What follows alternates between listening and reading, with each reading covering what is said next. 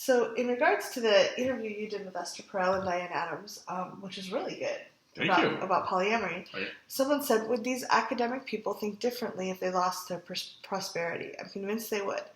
These are results of access. Prosperity is based on building blocks of a stable and monogamous marriage-based family.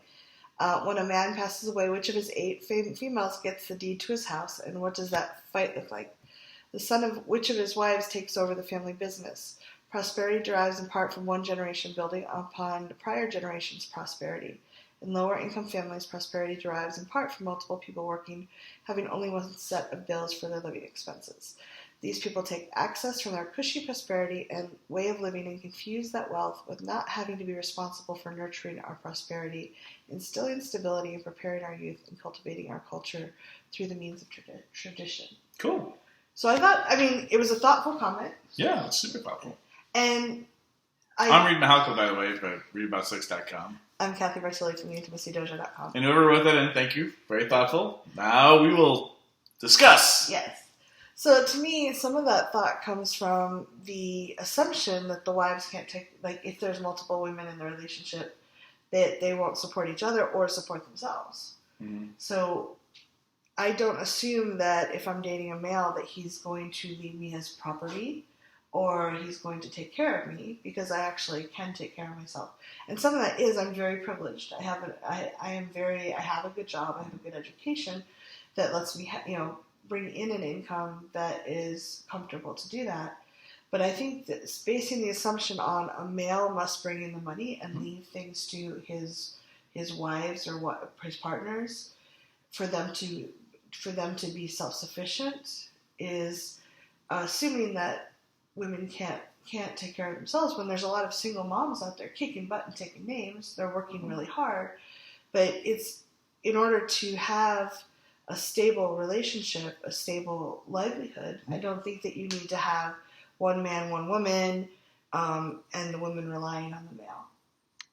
Well, from that thoughtful comment, I can't tell what culture or what part of the world that person's from, and to acknowledge that there are places in the world where non-monogamy isn't cool, right? And that old world versions of how to survive are still in place. Right. And they worked pretty well for most people.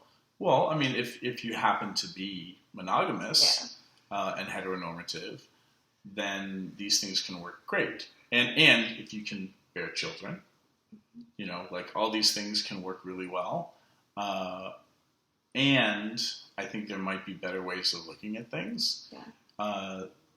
But at the same time, if the idea is the passing on of wealth, then ideally a man and a woman should only have a son-child. One.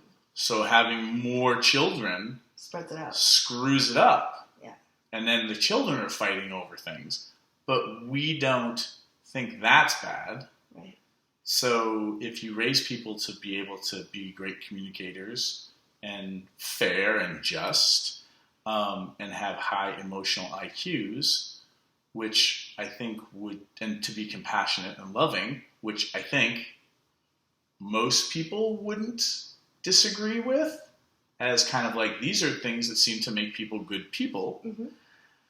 If everybody had that kind of self-awareness and compassion and emotional IQ, then the complexity of a family can be worked through by people asking for what they want and negotiating and making, air quotes, compromises, which further the family unit. Mm-hmm. So if you're looking at it from a family unit perspective and you actually focus on people's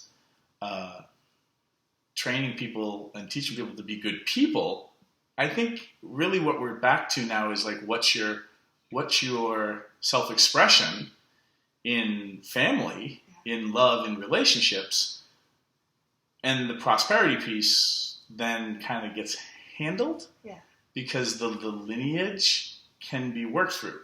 The challenge is a lot of people don't have high emotional IQs, whether are they're very monogamous scarce, or polyamorous, very scarcity driven, And so unevolved people, monogamous or poly, tend to have a fucking hard time with things, and maybe even amassing wealth. So that would be my answer. I hope that was thoughtful. And I know a number of poly families that are poly groups that have different formations. It's not always one man with several women. It's a mixture of things. And some of them don't have a very high income, but they actually can support each other. There are times when they choose to live together in a single house. You can have more incomes with still that single bill. Mm-hmm. So it's just a different way of looking at it. And if your sole goal is to amass wealth and stability, then that might fit in there too. But there's other things that people look for happiness and fulfillment in life. Mm-hmm. So, what do you think? Yeah. Leave some comments below. Write in. We love answering that stuff. Thanks, guys.